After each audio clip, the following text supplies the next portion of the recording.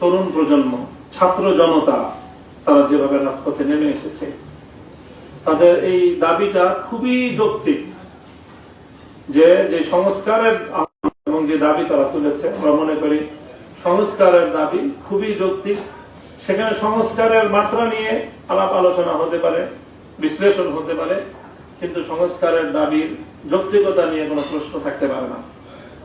এরপরে সেই সংস্কারের যে নির্দলীয় দাবি এবং সকল ছাত্র জনতার ঐক্যবদ্ধ দাবি, সেই দাবির প্রেক্ষিতে তারা যেভাবে অত্যন্ত সুশৃঙ্খল ভাবে, শান্তিপূর্ণ ভাবে অব্যাহত আন্দোলন তারা চালিয়ে যাচ্ছিল, সেই আন্দোলনটাও সমর্থনযোগ্য এবং সেই আন্দোলনকে সকল দেশের অভিভাবক হিসেবে সকলেই সেটাকে সমর্থন নয়, শুধু সহযোগিতা করছে, অংশগ্রহণ করছে।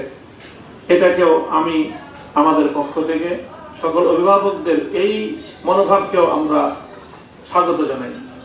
সেই সঙ্গে রাষ্ট্র এবং সরকারকে আমরা বলতে চাই যে গতকালকে যেই কি বলবো হৃদয় বিদারক দৃশ্য আমাদেরকে প্রত্যক্ষ করতে হয়েছে, যে আমাদের এক একজন সন্তানকে যেভাবে রাজপথে প্রাণ দিতে হয়েছে,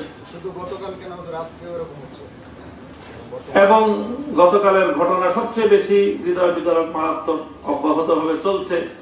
এইভাবে একটি শান্তিপূর্ণ স্বাভাবিক পরিবেশে, সাধারণ একটি দেশে, একটি সাধারণ পরিবেশে এমন রক্তক্ষরণ আর এমন ঠান্ডা মাথায় গুলি করে হত্যার এই দৃশ্য, এটা কোনোভাবে মেনে নেওয়ার মতো না। কেন এই ঘটনাগুলো ঘটছে? আমরা অতি দ্রুত ছাত্র জনতার এই প্রাণের দাবির সাথে রাষ্ট্র সহ সকল পক্ষের সকল দায়িত্বশীল মহলকে আমরা আহ্বান করব যে এই সংস্কার দাবিকে, যৌক্তিক পর্যায়ের দাবিগুলোকে যত দ্রুত সম্ভব মেনে নিয়ে এই ছাত্র জনতাকে শান্ত করার জন্য এবং এই আন্দোলনকে সমীহ করার জন্য, কেন বিনা উস্কানিতে এভাবে তাদের রক্তপাত ঘটলো, সেটার যেন সুষ্ঠু তদন্তের মাধ্যমে প্রকৃত দোষীদেরকে বিচারের আওতায় আনা হয়। আমরা আমার দেশে আমার কোন সন্তানের, আমার কোন ছাত্রের রক্তে আমার এই স্বাধীন মাটি রঞ্জিত হোক, এই করুণ দৃশ্য আমরা দেখতে চাই না। কাজে এই আহ্বানও আমি আজকের এই আমাদের সকল উপস্থিতির পক্ষ থেকে আপনাদের প্রতিনিধি হিসাবে আমি উপস্থাপন করলাম, এই আহ্বান রাখলাম।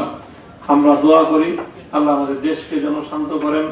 আমাদের যারা যে সকল ছাত্ররা তারা একটি ন্যায়সঙ্গত দাবির পক্ষে মাঠে ময়দানে নেমে তারা শান্তিপূর্ণ ভাবে আন্দোলন করতে গিয়ে তাদের জীবন দিয়েছে, প্রাণ দিয়েছে, তাদের মধ্যে যারা মুসলমান রয়েছে, ইমানদার রয়েছে, তাদেরকে যেন আল্লাহ মাগফিরাত নসিব করেন। আর সকলকে যেন আল্লাহ পাক এই ন্যায্য দাবির যে কার্যকর এর যে সমাধান, সেই সমাধানটা যেন আল্লাহ এই আন্দোলনের মাধ্যমে ঘটিয়ে দেন, সেই প্রত্যাশা ব্যক্ত করছি। আর 2-3 মিনিট আছে, আমরা